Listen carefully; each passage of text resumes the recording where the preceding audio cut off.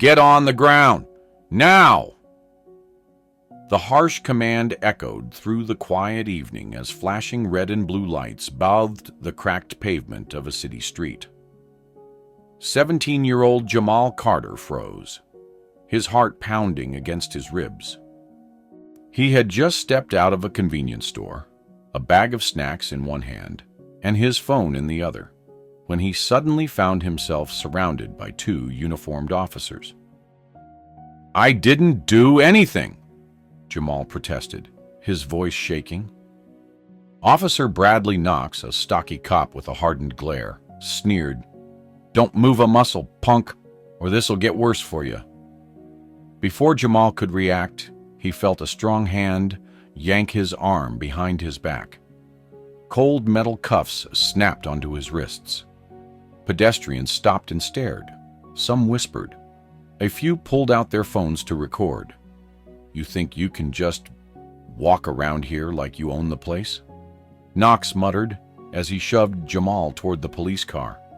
"What am I being arrested for?" Jamal shouted, struggling against the grip on his arm. Officer Paul Simmons, the younger of the two cops, hesitated. "Sir, maybe we should—" "Shut up, Simmons," Knox snapped. He turned back to Jamal. "You fit the description of a robbery suspect. That's all the reason I need." Jamal's mind raced. He hadn't done anything wrong. He was just a kid buying chips and a soda. How could this be happening? As the handcuffs tightened around his wrists, a cold realization settled in. No matter what he said, they weren't going to listen. But they had no idea who they had just arrested. Jamal sat in the back of the police cruiser, his hands still cuffed behind him. His chest rose and fell rapidly as panic set in.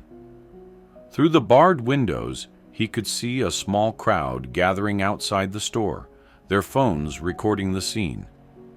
"I didn't steal anything. You got the wrong guy," he shouted, hoping someone, anyone, would listen. Officer Knox turned around in his seat and smirked. Yeah, that's what they all say. "You didn't even check the cameras. I literally just bought a drink and some chips. Check my receipt," Jamal argued, shifting uncomfortably in the tight space. Knox rolled his eyes and glanced at Simmons. "You hear that, rookie? He thinks waving a receipt around makes him innocent." Simmons hesitated. He had only been on the force for a year, and something about this didn't sit right with him. But Knox was his superior. Questioning him wouldn't end well. "Sir, maybe we should double-check before we take him in," Simmons said carefully. Knox's jaw tightened. "I don't need a rookie second-guessing me. We take him in. No more discussion." Jamal's stomach twisted. He was being dragged into something he had nothing to do with, and nobody was listening. With a deep breath, he muttered, "Call my dad." Knox snorted.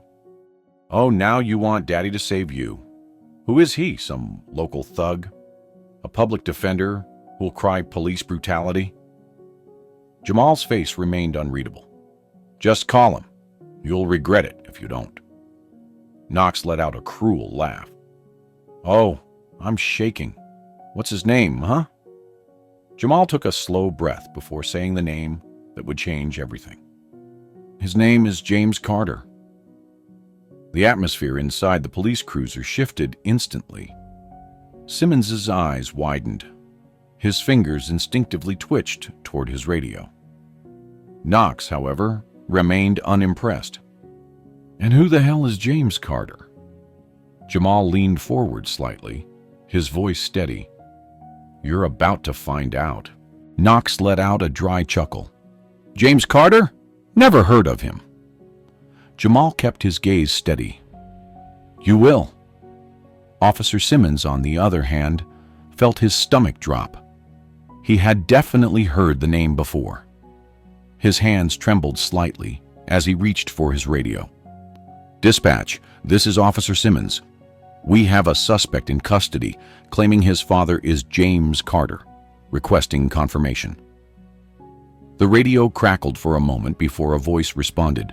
Repeat that, Officer Simmons. Knox scoffed, shaking his head. We don't need dispatch wasting time over some bluff. He put the car in drive, ready to take Jamal downtown. That's when the radio erupted with an urgent tone. Officer Simmons, do not transport the suspect. Stand by for immediate contact from the chief. Knox furrowed his brow. What the... Before he could say another word, his personal phone buzzed. When he saw the caller ID, his face turned pale. Chief of Police, urgent. Knox hesitated before answering. Chief? A booming voice filled the cruiser. Knox, tell me you did not just arrest James Carter's son. Knox blinked in confusion. Wait, Chief. Who even is this guy? The chief's voice was sharp. James Carter is a highly decorated federal prosecutor. He's taken down entire criminal organizations and corrupt law enforcement agencies. If you arrested his son under false charges, you just made the biggest mistake of your damn career. A tense silence filled the car. Jamal's lips curled into a small, knowing smirk. Knox's grip on the steering wheel tightened. Sweat formed at his temple. Let the kid go, now. The chief's voice was final.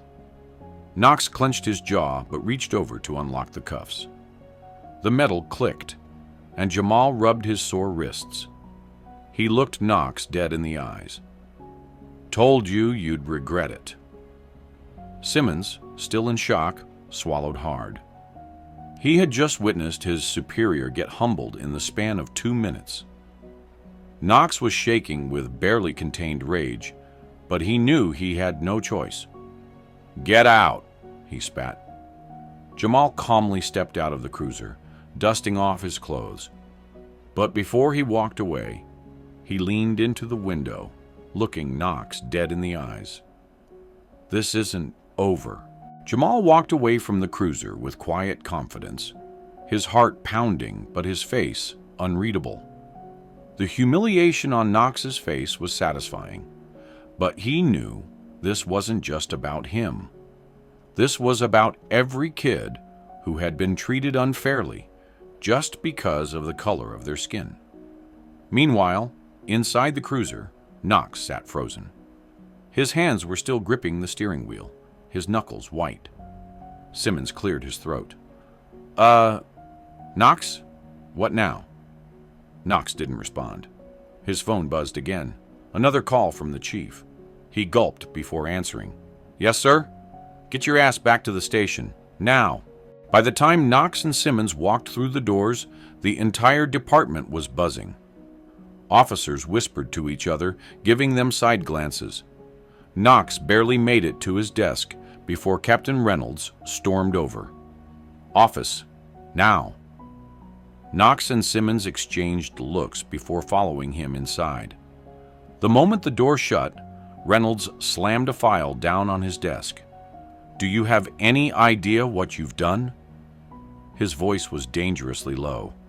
Knox squared his shoulders. Captain, I was just...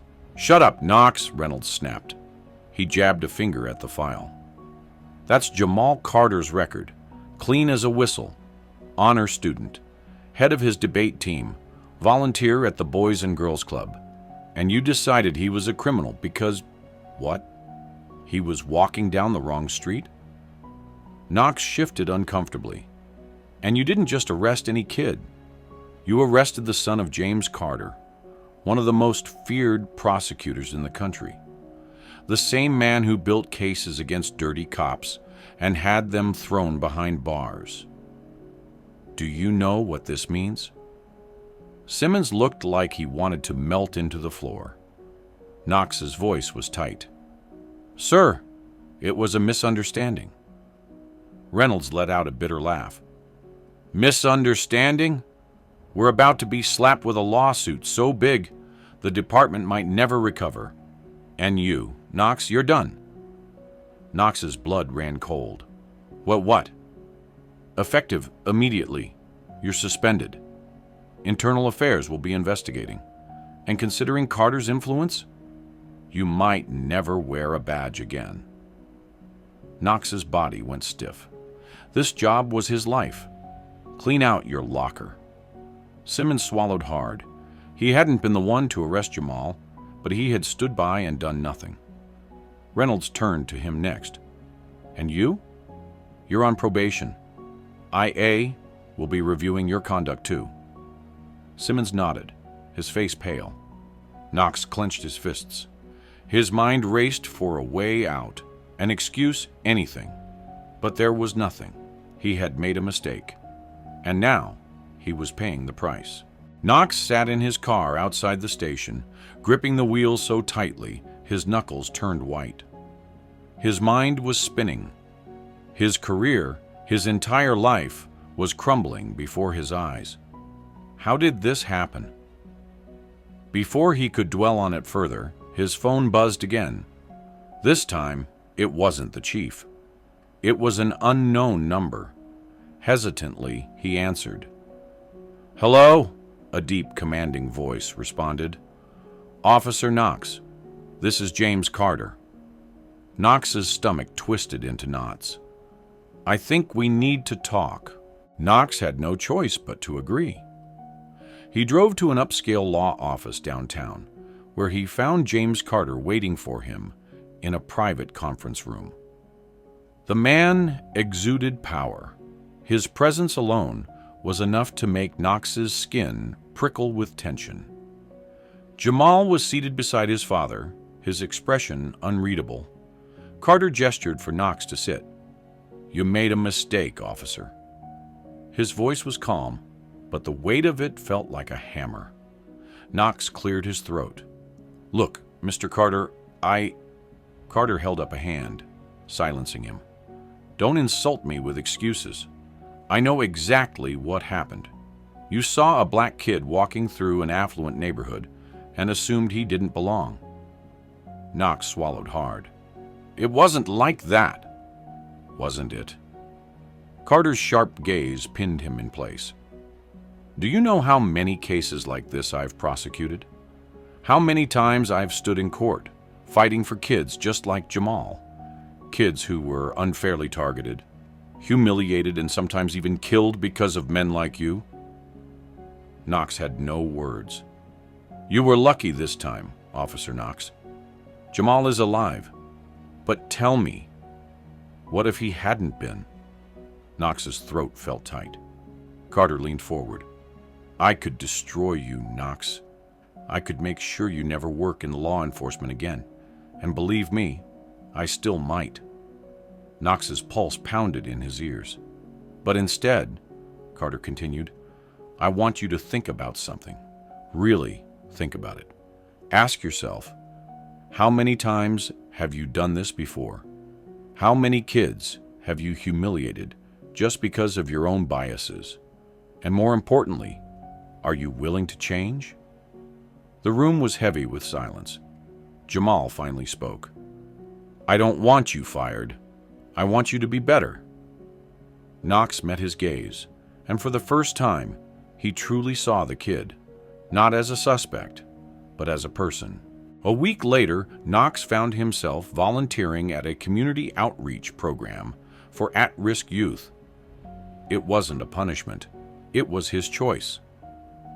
For the first time, he started to see the world differently. And maybe, just maybe, redemption was possible.